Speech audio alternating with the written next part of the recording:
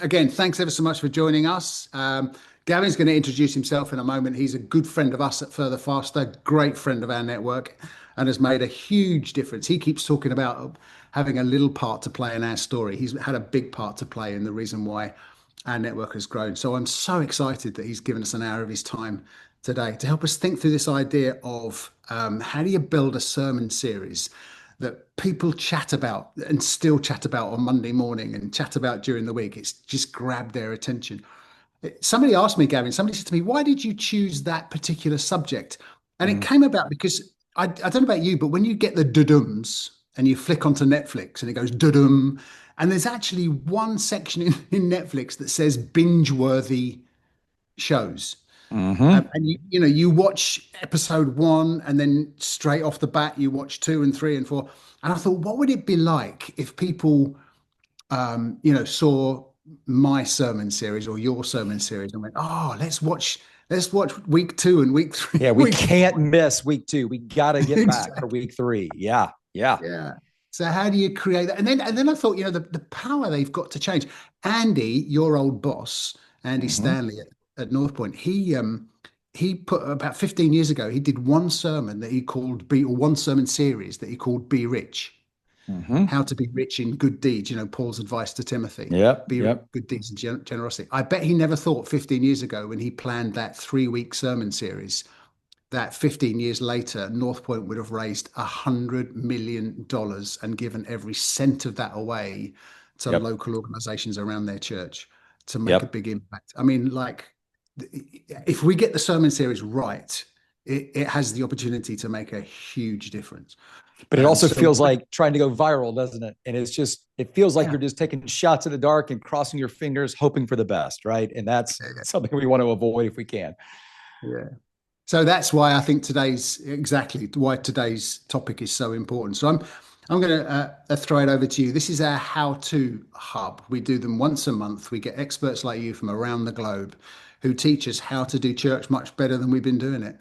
And that's why we're focusing in on that kind of half an hour Sunday morning sermon series that grabs people's attention. So I'm going to leave it over to you, and then we're going to come back and do a little bit of Q&A. And if you are part of our network, you will have received, or you will receive, in our lead pastor chat on WhatsApp, you'll receive a link to an exclusive conversation with Gavin that happens right after this. So we'll say goodbye to everybody else, and then if you're part of our network, you can click on that link and you'll get to be behind closed doors with Gavin, pick his brains and ask all the difficult questions. But just as Gavin starts off, what I thought would be really interesting, many of us are planning sermon series over the Easter period, either pre-Easter Sunday or post-Easter or over Easter.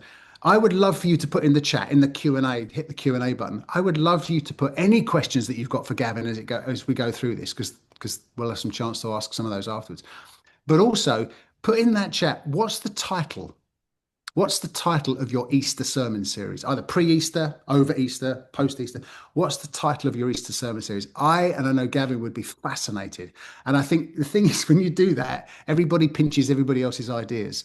So if you've got your idea for what's happening in Easter, which is only, 6 weeks away or so, um, please go ahead, drop it into the Q&A, drop it into the chat, because I think we'd all love to know what it is. And I can't wait to read what they are. But in the meantime, Mr. Adams, it's over to you, sir.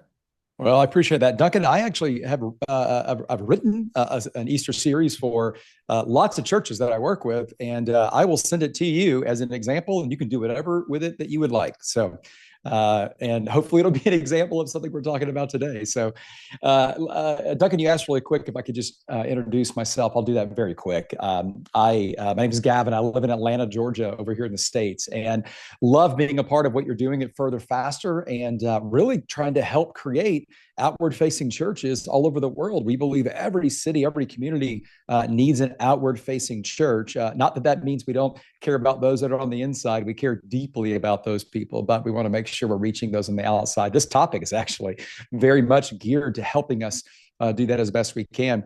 I grew up in a church that was not outward facing in any way, shape, or form. And it worked okay for me because I grew up in a Christian home and became a believer at 7. But as I really navigated all that through middle school and high school, as some of your experiences may be this way too, but navigating that, I was friends with all these fringe kids that weren't necessarily, the best kids.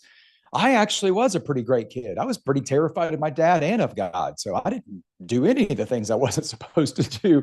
But a lot of my friends weren't quite as good, as me. And I got lumped in with that crowd, and I got treated as if I wasn't one of the good kids at church. And that really bothered me a lot. It's amazing to watch. You fast forward 40, 35 years later to see how God leveraged some of that experience in me to really help me want to help those people who don't feel they're clean enough, good enough, whatever you would call it, to be a part of a local church, that they could, belong before they believe. And so that is what really got me into church work. I spent a decade in the marketplace as a consultant, and then spent now about 20, plus 22 years working in local churches and working with local churches. As Duncan mentioned, I got to work at North Point Community Church, and a good friend of mine and former boss, Andy Stanley, taught me so much. And I got to experience sitting on that leadership team and leading one of our campus locations, Woodstock City Church. I did that for 13 years and got to preach a lot and got to learn so much from some of those people at Northwood, including guys like Andy, but Clay Scroggins and Jeff Henderson and Lane Jones, just some unbelievable people. Some of you have met those people. They're just fantastic. So today, we're going to jump into this conversation, and I love this topic of how do you create a sermon series or a message? We'll talk about both that people just cannot stop talking about. How do you do that? And this is actually a very personal conversation for me. When Duncan asked me about this topic, and he had heard me talk about this a little bit before.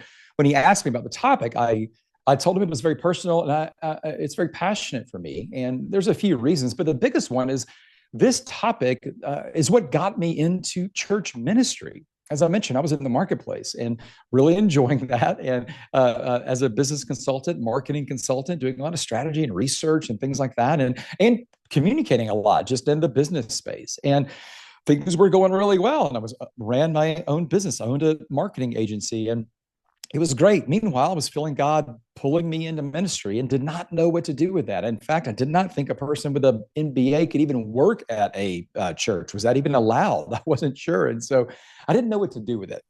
I had been introduced to North Point. I was sitting at a church. Duncan, you're familiar with Southside Church here in Atlanta. I was sitting at Southside Church for their second or third service. Chris Patton, who's the lead pastor there, he and I had become friends. And I was an elder at a different church. I was leading middle school at a different church, kind of in a lay pastor capacity during a leadership transition. So we could not have been more involved in this other church. And we're sitting at Chris's church, Southside Church, thinking about helping them launch and get started. And Andy Stanley is preaching a sermon. And the series was called The Life and Times of Joe Jacobson. This is 21 years ago. It was a message series about Joseph in the Old Testament, O.T. Joseph. And so during the series, in this message, he asked a question. And here was his question. What would you do if you were absolutely certain God was with you? That one question was so powerful, it caused me to leave my business and begin working in ministry. At less than a month after he asked that question, Chris Patton offered me a job at Southside. I was the part-time bivocational middle school pastor. That was my job at Southside. And in hindsight, that was an inflection point or a catalytic moment for me. And I'll tell you what, talk about not, walking away and talking about it. That one message is something that my wife and I talked about for, 21 years later, I'm still talking about it, right? So how do we do that? How do we create a message, a sermon series that people just cannot quit talking about? And I wish it was as easy as just I could give you a trick, or you could name your series after the latest movie or TV that's binge worthy on Netflix, and everybody would want to show up. Unfortunately, there is no tip and trick that's that easy. However, there is a way to do it. And probably the first thing we have to recognize when we think about what we're working against is just this, that what we're really fighting against is forgettability. Forgettability is the issue. We live in such a distracted world. That's not news to you, right? But what we're fighting against is forgettability. And it isn't that most preaching is actually really good preaching, at least good in the sense that it is faithful, it's clear, it's biblical. And then It's gone by Monday. It's just forgettable. And you know this, right? If it doesn't stick, it doesn't spread. That sounds like a virus, but it's the best kind of virus, right? And what's challenging though about this is, and hopefully this doesn't happen to you, but very few people, probably nobody really tells you that your message didn't stick. Nobody tells you that they're not going to talk about your message this afternoon, Monday, Thursday, much less next week. Nobody tells you that. They just tell you thank you, shake your hand. They say that was really nice message, Pastor, right? And then they leave and they forget about it. Those kinds of conversations make you feel a little better, but it's not shifting anything in your church, in the individual people in your congregation. So forgettability is the problem. Kind of good news, bad news, though, is that forgettability has a pattern, right? Everything that you have heard and seen and read that you have remembered, it had a pattern. The things that you have forgotten have a pattern as well. There are 5 specific things that make something forgettable. This is true of a sermon, series, book, movie, you name it. 1, it requires nothing. 2, it costs nothing.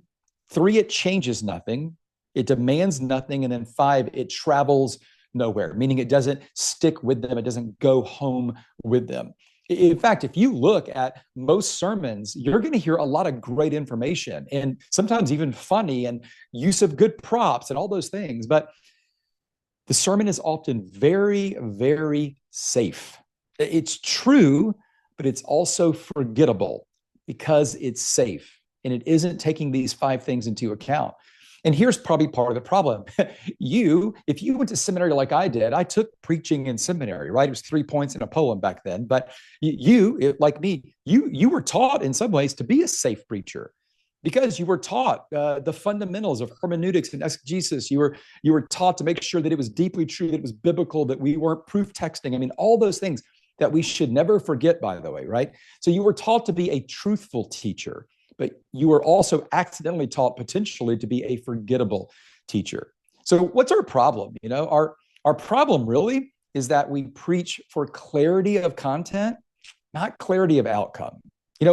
We work really, really hard, right, to create interesting messages. And again, like I said, we use props and bring emotion and logic, but we're just, and by the way, we want to ensure, of course, it's biblically accurate. But all of that, in some ways, weirdly exasperates our problem. Because here's our core problem. The core problem here is that people don't talk about what informed them.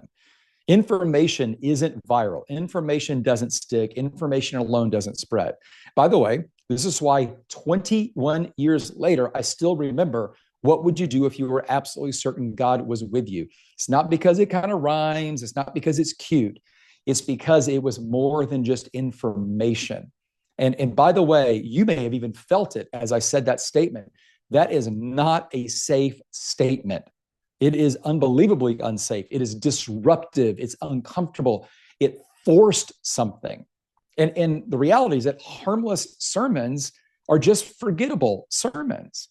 I mean, think about it. People, you may teach on forgiveness. People can understand forgiveness and still avoid the hard conversations. They can understand generosity and still never restructure their spending.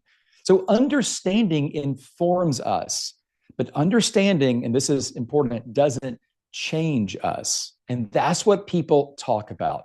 People talk about what changed them, not what informed them. People don't remember what they heard, they remember what they did. And that's really kind of the big idea. If you were going to take one thing away from this conversation, is that change is the only cure for forgettability. Let me say it again. Change, it is the only real cure for forgettability.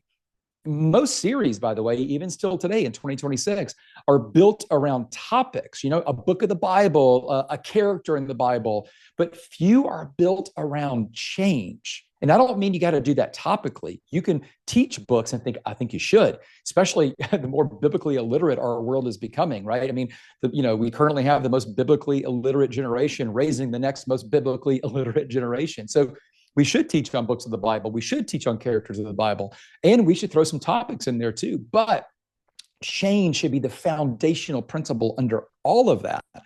So, I mean, we said this a little bit earlier, right? We ask questions when we're developing series and sermons. We ask things like, was it clear? Was it biblical? But we rarely ask, what will be different because of this?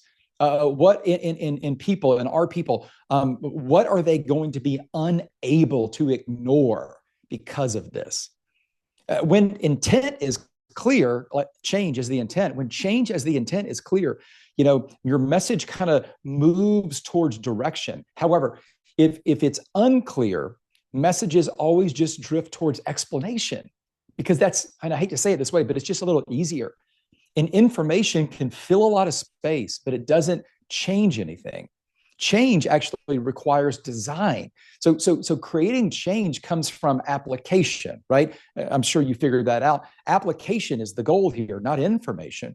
Application is always about movement and steps. Therefore, listen, every message has to move somebody somewhere. Now, you may be able to move a lot of somebody somewhere, but at a minimum, somebody who's listening to you should be moved to do something because of what they're hearing. Now, when I say like moved, I don't necessarily mean salvation conversion, although that's a fantastic version of this, right? But it could be a conversion of belief or behavior or posture or identity, but there's a movement in all of those things. I mean, think of it this way. If forgettability is our enemy, then change, that's kind of like the superpower that fights the enemy. And there is nothing more worthy of sharing than a life that is transformed for the better. So let's talk for a few minutes here about how do you do that? Like, how do you create change? Like, what are and I'm going to show you the 5 non-negotiables that you have to consider when you're building an individual message or a sermon series to help make it unforgettable. Okay, unforgettable. 5 non-negotiables. Here's the first one. We have to make it directional. Okay, forgettable messages have no defined outcome. Let me walk through those 3 things that are on the slide here, and then we'll talk about it for a second. So, diagnostic question. You should ask this every time you're building a message, every time you're building out a series. What will be measurably different? Now, that word measurably, don't get too hung up on that. I'm not asking you to create a metric or a dashboard for every single sermon you teach. That's not the goal. But, to say that something's going to be different, that's a little too squishy. It's a little too easy to have a lack of clarity around that. That word measurably feels very specific, and it's there for a reason. So how would you measure it if you could? How would you measure the change if it were possible? The hidden mistake that we usually make in this space is and I mentioned this earlier, we preach clarity of content, but we don't always kind of, not clarity of outcome. So clarity of content, again, that's easier. I'm not suggesting it's easy, but it's easier than taking it to that next space where we're foundationally building it around outcomes. And so our mistake is we get comfortable with information, but we don't push people directionally towards some sort of application. And then that last thing, our design standard, if you can't name the shift you're trying to drive people to directionally, then they can't remember the sermon or the series. Let's talk about this just for a second. So most sermons and series, and I hate that this is true because, I mean, if you're like me, when you write content, this is a 10, 15-hour process. You're not just taking 3 minutes and writing something down. So you're working hard on this. And what stinks is it's almost like an art gallery. You have worked so hard to create a piece of art, and then Sunday the gallery opens and people show up to the art gallery and it dies right there and no one really even cares about the art. And it isn't because you didn't work hard or the topic is bad, any of that stuff. It's just because the outcome was foggy.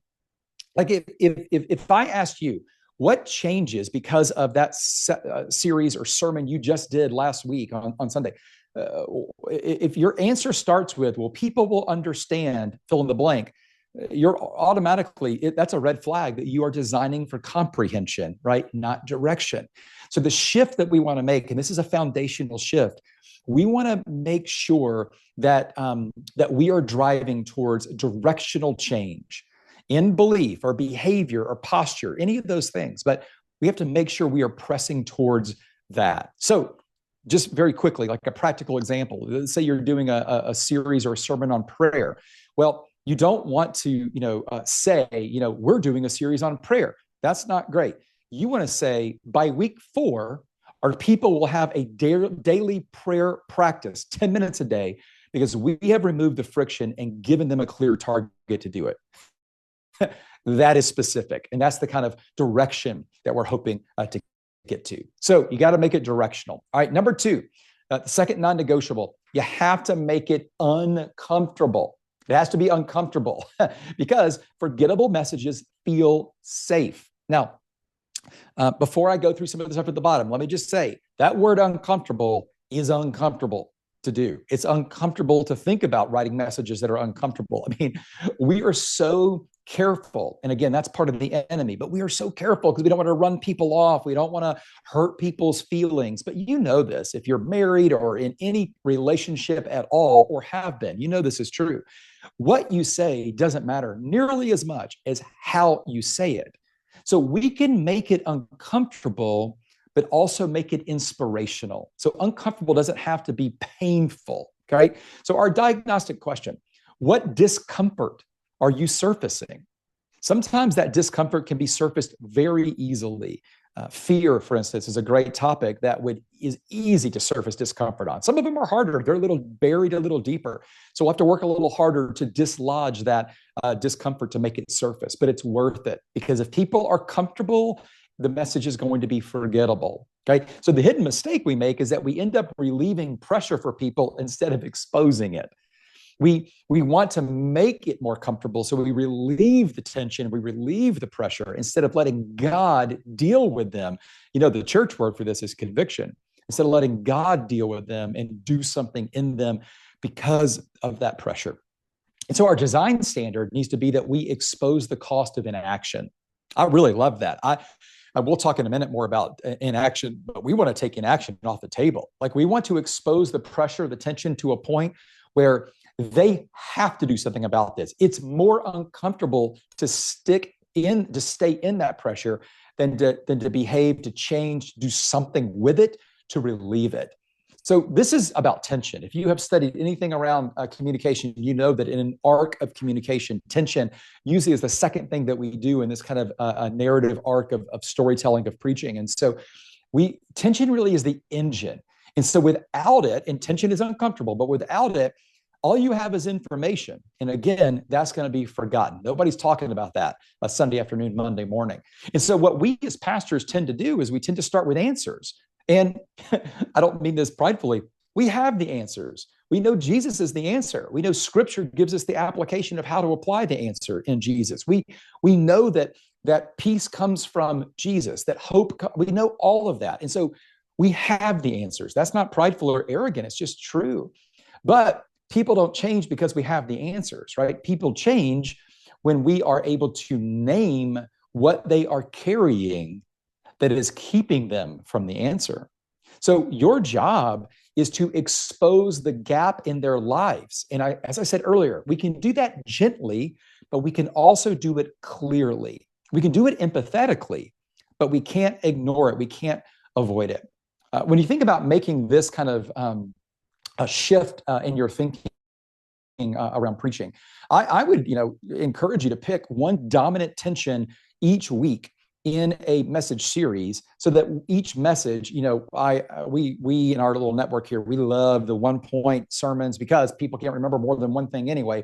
We're working against ourselves if we try to do more than one thing. So pick one dominant tension that fits the 1 point you're trying to make. In fact, if you were building a 4-week series that built together, kind of like that Netflix binge watching, can't wait to hear next week.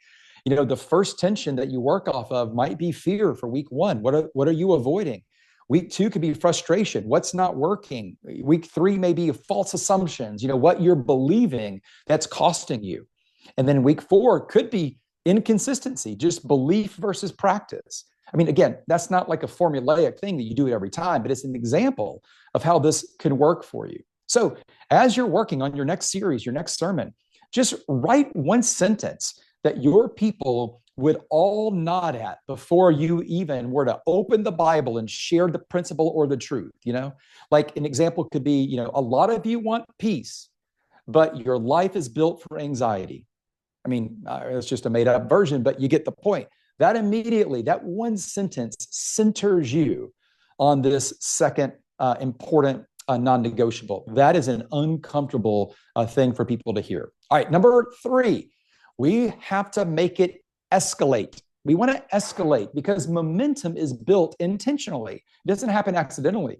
So we want our message and our series to kind of escalate from beginning to end. So our diagnostic question, does each moment, whether it's a word that we're saying, or a week that we're teaching, does it increase pressure towards the decision? Again, we're trying to increase pressure through escalation. So the hidden mistake is that we end up planning sermons, but we don't design escalation.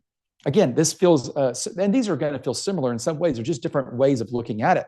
So our design standard, and this is great thinking for how to frame an individual message, but it's also good for thinking about how to think through a series design. We want to expose, disrupt, reframe, then drive decision. We want to expose reality. We want to disrupt their thinking with a new principle, new truth, obviously probably biblical, right?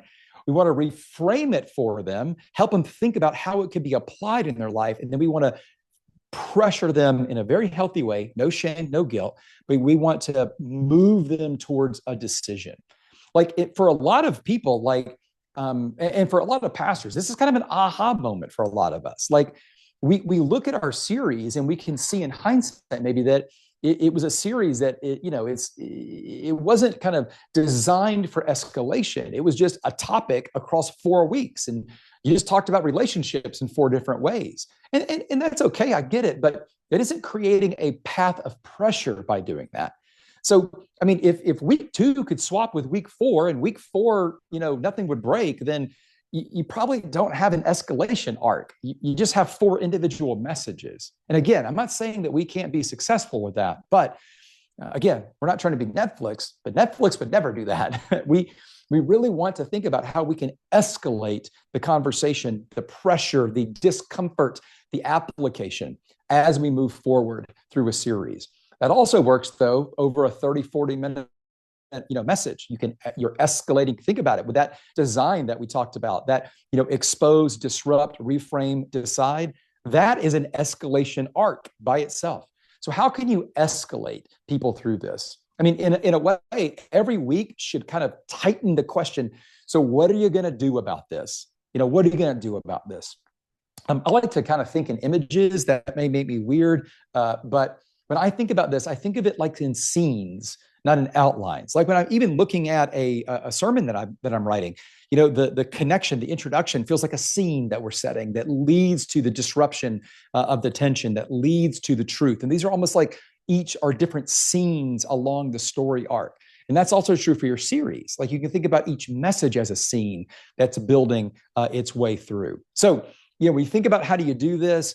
Well, as you're outlining a series, at the high level, think about, does week 1 build to week 2 that builds to week 3? That's good stacking for you. But if week 1 could be substituted with week 3 and nothing would really change, well, maybe we're not escalating as well as we could.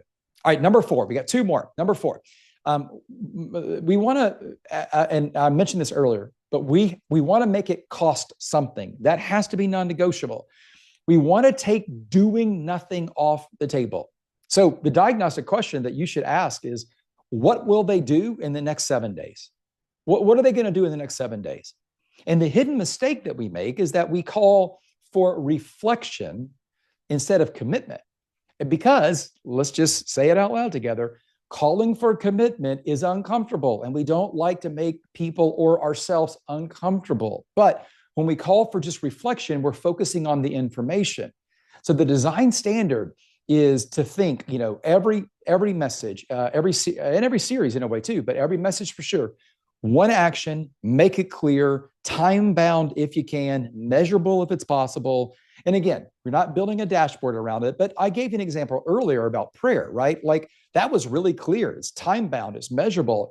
By the end of the series, you want everybody to have a clear way to pray for 10 minutes a day. And I mean, again, you're not sitting in their home measuring if they're doing it, but it is time bound. It could be measured, right? It's very clear. It's actionable. That's a good design standard. Now, let me harken back to that Andy's thing that shifted me and changed me. That question, it seems on the surface reflective, right? What would you do if you were absolutely certain God was with you? But it's more than just reflective, because it forced me to not just think, it forced me to change my posture. And he followed up the question with, and what are you going to do about it? He took doing nothing off the table for me. And that's why it changed me, which is why I'm still talking about it today. So this is the difference between kind of a good sermon and a talked about sermon. Stories always come from change.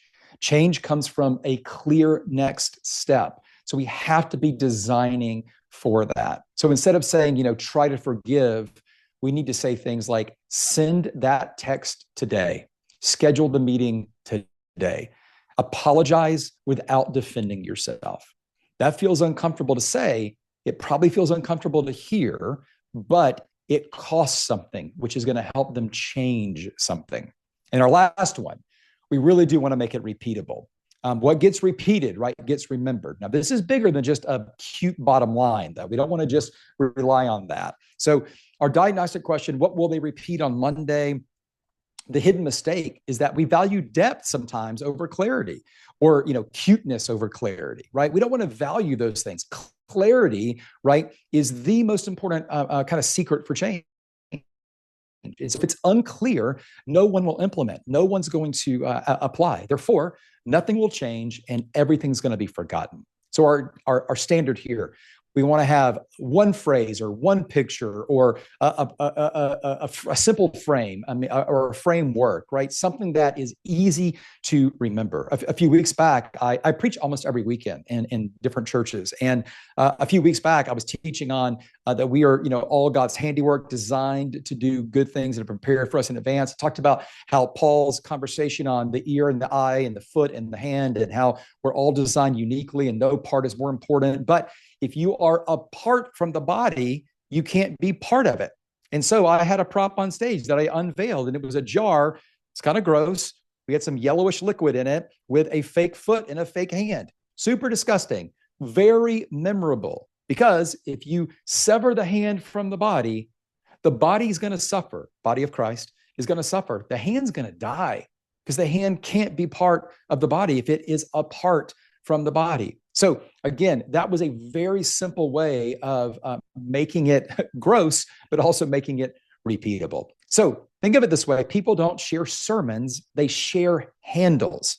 And a handle is just a short phrase, right? Or an image or a prop, like I just mentioned, that carries the idea when you are no longer in the room and they're no longer in the room with you. So think of it this way. Like if your message can't travel through a text message, maybe it's probably not going to travel through the church. So make it highly practical here. Just is it a phrase that you work on, a metaphor, a framework, an example, whatever it is.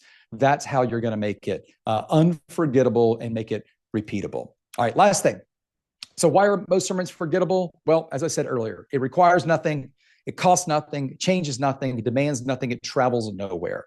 If you can work on building a sermon in a series where those things are removed, now you've got something that is worth talking about. Last thing, as I said earlier, change is the only cure for forgettability. Without change, nothing is going to be talked about.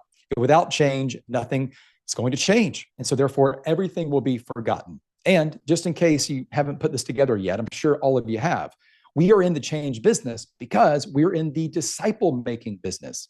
It isn't discipleship, just nothing more than taking the next best step along a spiritual journey. So discipleship is about application, not information. Sure, we need to learn more. We need to share information, but we share information because of how it leads to application. And application is what God uses for transformation. And I'll tell you what, if you want to have people who can't stop talking about your sermon or your series, let God transform them. It is the sure, foolproof way for that to happen. We have got loads of questions in the chat, Gavin. My mind is racing. I feel like I just need to sit and I've got pages of notes that I've been writing down.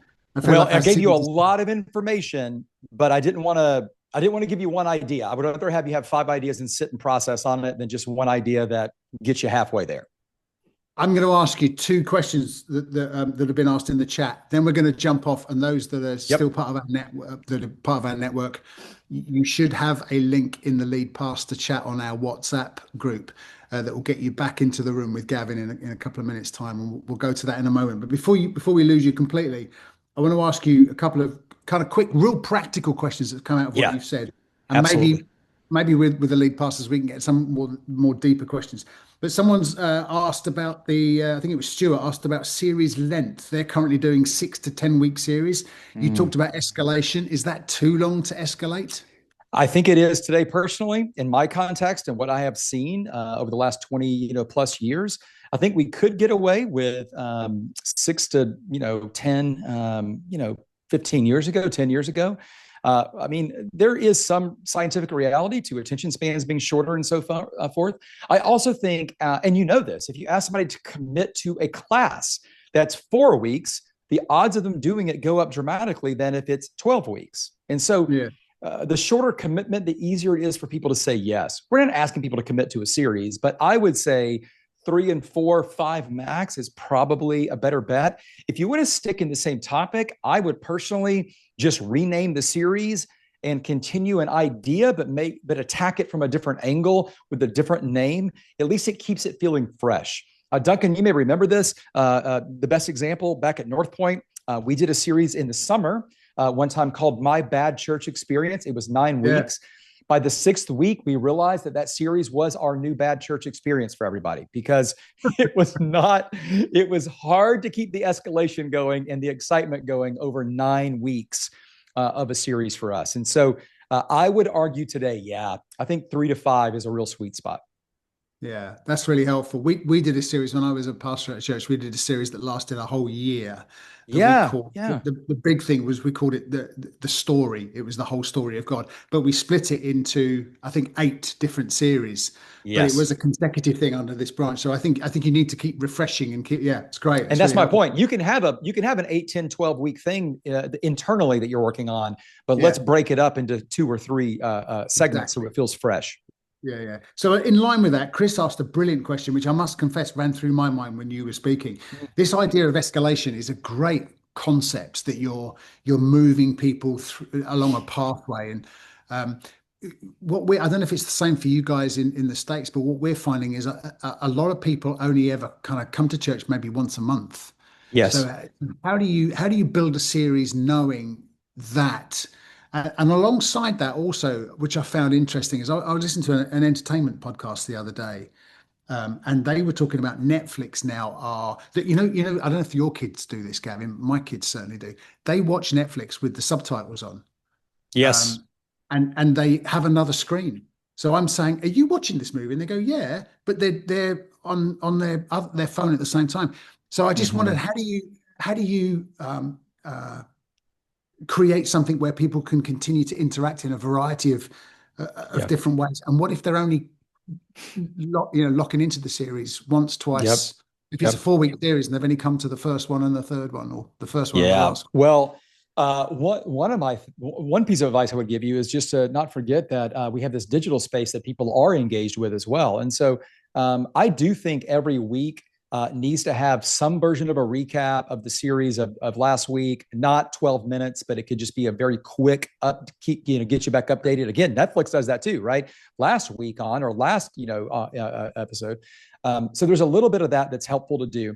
I also would encourage every week you to encourage the people in your congregation. You can do this on the stage. You can also do this through email, through social, podcast, whatever digital means you're using, to engage with you digitally during the week. And so if they do miss a Sunday, make sure they catch up. Now, here's what I will tell you. If you are building more unforgettable sermons, the engagement online with you is going to change and go up too. So they might not be able to attend on a Sunday. They may not just be choosing not to because of something they're doing, right? A football match their child has, but they are not going to want to miss it if it's unmissable. We don't want to miss things that are unmissable. So the harder we work to do that, we may not get everybody. You're not going to get everybody to attend 4 weeks a month anymore. Those days are gone. However, we have this incredible opportunity to engage with them digitally and help inspire them to do that. Very quick, I would also encourage you with your podcast, if you're doing that, or you can do this on your Facebook, with the Facebook groups, Facebook page at large, Instagram Reels. However, there's so many ways to do this. Don't just put out what you said last Sunday. So don't just post your sermon somewhere. What if you also on Tuesday had a 3-minute, 5-minute, 10-minute, depending on the platform, right? Podcast can give you longer. What if you just did a deeper dive conversation really quick on what were on the cutting room floor of your notes, talk a little deeper. And then on Thursday, you did a teaser for where we're going on Sunday. I mean, again, like using those digital spaces to inspire people forward, not just relying on were they there on Sunday. That's kind of that's the old way of thinking about it. Today, we have these other mechanisms that we can drive people with. Yeah, I love that. I've got a question for myself to ask you, and I want to do that before we dive into the private room. But I have a confession to make, Gavin, which I think everyone on this call will be, change their view of me forever. I'm serious. Me and my wife have got into an awful TV show, but we're addicted to it, called Below Deck. I don't know if you've ever seen it. It's about. I'm a Christian, so of course you have. Yeah, I'm kidding. No, I haven't heard of it. Is it great? It's I think I don't know what channel it's on, but my son got me into it. It's watching it's people who crew on a luxury yacht, and they get different clients come on the yacht. So you see it's like below stairs for the crew, and it's about them getting tired and getting cranky with each other and falling in and out of love and everything else, and stuff going wrong and then putting it right and difficult.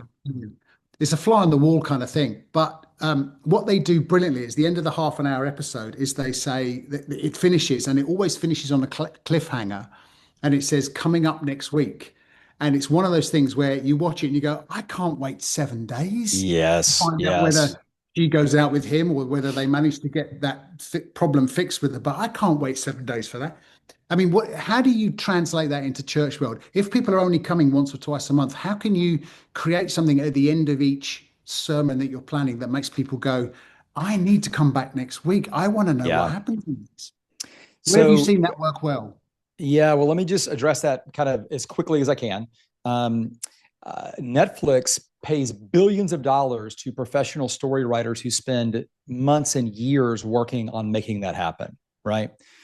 You have something that happens every 7 days, and you're putting on this service, this event, you're writing this message. And by the way, God may not have blessed you to also have a side gig as a Netflix story writer. And so you may not have that skill set to make that thing that unbelievable. I'm not good enough to do that myself. But here's what I do believe. I believe that if we work through those non-negotiables, we work hard to build a framework of messaging that escalates, that is focused on application, that surfaces the discomfort in their lives, and then helps them solve the problem. If we drive people to change, God will use that for transformation. And here's the reality. There is nothing more appealing than a transformed life. And so don't try to get them back on Sunday for next week for more information. Drive them to application and allow God to then drive them back, whether it's digitally or physically, more and more over time because of what He is doing in their life, because of the context that you created for Him to do it. Yeah, brilliant. That's really helpful. One final one, and we're going to jump into this room. There are so many questions. People have been really sparked by what you said, Gavin. Brilliant question from Paul here. We've got some great ones to ask when we get together with the pastors in a couple of minutes. But last one. Paul says, this is fascinating. He says, I haven't forgotten the vast majority of what I've eaten. but I am well nourished. Why is unforgettability necessary if the word nourishes our souls? Yeah. Yeah, there you go. Yeah, I think that the word does nourish our souls deeply. My question for you would be, how many people in your congregation are being nourished by the word on a daily basis? I mean, you're probably a way better pastor than I am, Paul, but I found that was a real struggle in my leadership space. And so I do think the word nourishes. And I think if we could get people engaging with it 3 to 4 times a day, we'd see a different church, right? I think in today's world, we have to inspire and equip people to nourish their souls, where it doesn't take a lot of inspiration to convince somebody to nourish their body. They're going to do that because they have to do it. I guess it's the difference between what's urgent and what's important, you know? And Yeah. nourishing the soul feels very important, but it isn't urgent for people. That's why I use that word escalation and taking doing nothing off the table. We have to make it feel urgent, like eating lunch, so Yeah. that they feel the pain of not doing it. Yeah. Yeah, it's really helpful. I've sat in a few sermons where I thought I can hear the guy speaking, but I don't know if my soul's getting a lot of nourishment out of it. I Exactly. Well, it's because it was unforgettable. I mean, it just, those five non-negotiables weren't they weren't negotiated well. Yeah. Yeah. Brilliant. Thank you. Hey, mate, this has been so helpful. If you're not part of our network, we're going to say goodbye to you now. And for the rest of us, we're going to jump off of this link. And hopefully you guys have all got the link in the chat. I've written down all the questions you've asked, and we're going to spend half an hour with Gavin on a more personal basis, just a handful of us, and we can get to grips with some of the answers to that. But thanks so much for joining us. If you want to keep on with the how-to hubs, I want to invite you on April Fool's Day, April the 1st, to meet a good friend of mine, a guy called Lance Witt. You're going to love Lance. Lance used to be the executive pastor, the teaching pastor at Saddleback Community Church with Rick Warren.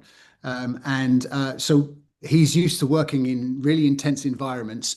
And he's going to talk about the importance of meetings. I don't know about you, but I've sat, you must have done this, Gavin. I've sat in so many meetings that I've thought this could have been an email. Why am Yep. I sat here? And I've probably led a lot of those meetings as well. But most of our leadership happens in meetings. Absolutely. Our leadership happens in meetings. So how do you get meetings right? How do you do meetings that actually bring change?